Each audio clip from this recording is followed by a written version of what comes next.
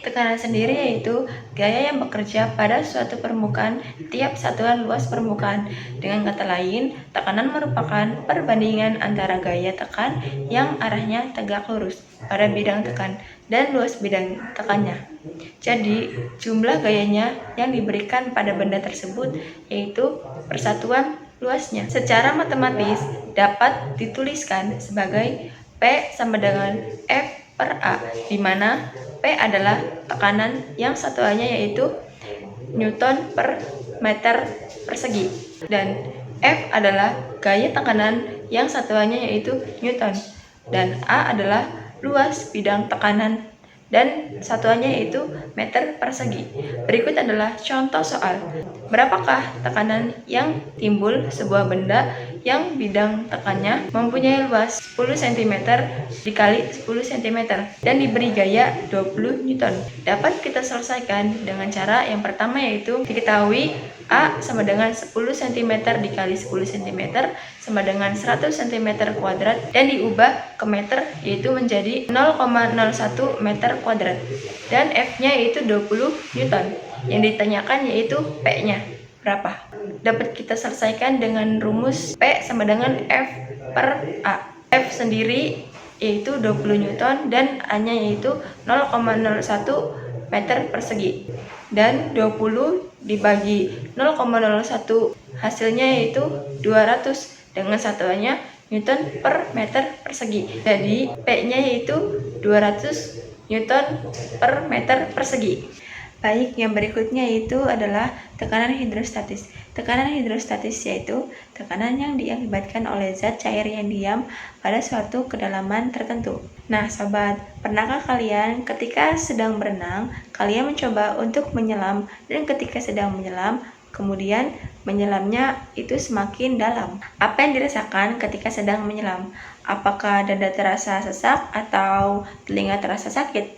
Atau kalian merasa tertekan? Dan mengapa kalian bisa merasakan tertekan ketika berada di dalam air? Nah, sobat, air sendiri yaitu termasuk ke dalam salah satu jenis fluida tiap benda yang berada pada air, baik sebagian atau seluruhnya, akan mengalami tekanan oleh air. Tekanan hidrostatis yang dialami oleh benda di dalam zat cair diakibatkan oleh berat zat cair itu sendiri yang berada di titik tersebut. Semakin dalam posisi suatu benda dan permukaan air, maka semakin tekanan hidrostatisnya semakin besar. Mengapa? Karena lapisan zat cair yang menekan benda tersebut juga semakin banyak.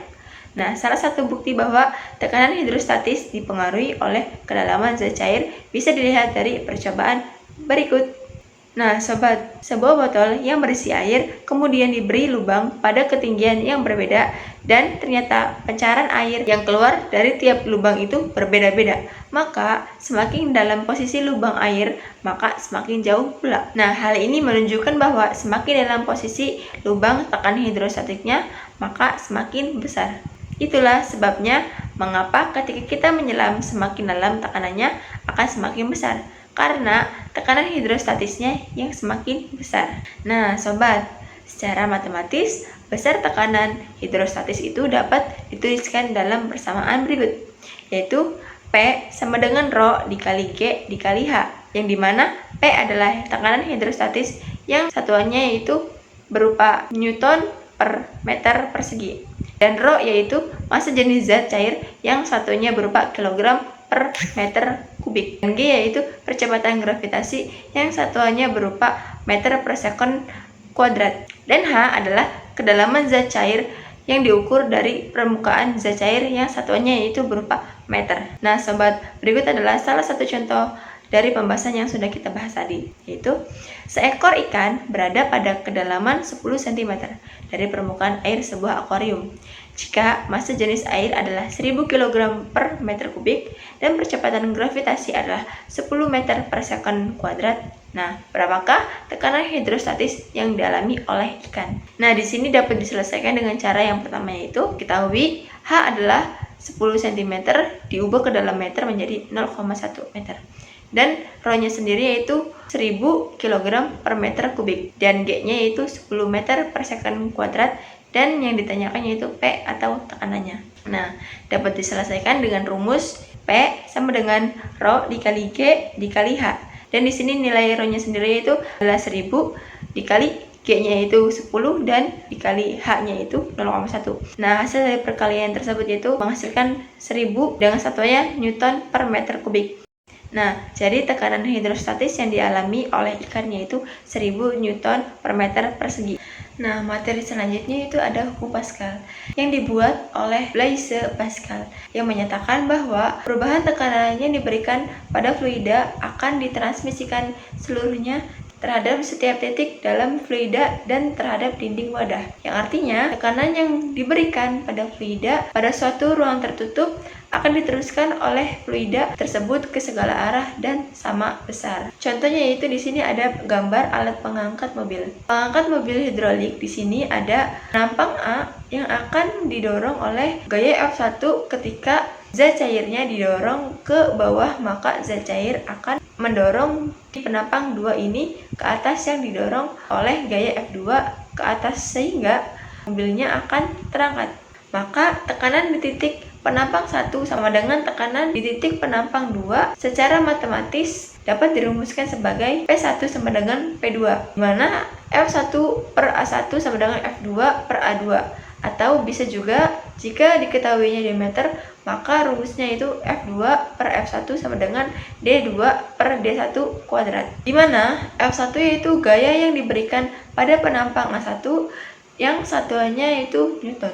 Dan F2 yaitu gaya yang diberikan pada penampang A2 dan satuannya itu Newton. Dan A1 yaitu luas penampang penghisap 1 dan satuannya adalah meter persegi. Dan A2 yaitu luas penampang penghisap 2 yang satuannya meter persegi. Penerapan pada hukum Pascal ada beberapa. Yang pertama itu ada dongkrak, ada pompa ban mesin, dan ada mesin hidrolik pengangkat mobil. Nah, penggunaan pengangkat hidrolik bertujuan untuk memperoleh gaya yang besar dengan memberikan sedikit gaya yang umumnya digunakan untuk mengangkat benda-benda yang berat atau yang besar. Contohnya seperti mobil. Nah, berikut adalah contoh soal dari pembahasan yang sudah kita bahas tadi. Nah, yaitu sebuah mobil pengangkat mobil hidrolik memiliki luas penampang masing-masing 25 meter persegi dan 2 meter persegi. Apabila gaya berat mobil adalah 5000 Newton, maka berapakah gaya yang dapat dibutuhkan untuk mengangkat mobil tersebut? Dapat diselesaikan dengan cara yang pertama, yaitu diketahui bahwa A1 sama dengan 2 meter persegi, A2 adalah 25 meter persegi, dan F2 yaitu 500 Newton. Dan yang ditanyakan yaitu F1-nya itu berapa. Nah, di sini kita dapat menyelesaikan dengan rumus F1 per A1 sama dengan F2 per A2. Karena di sini F1-nya belum diketahui, maka F1-nya ditulis F1 saja.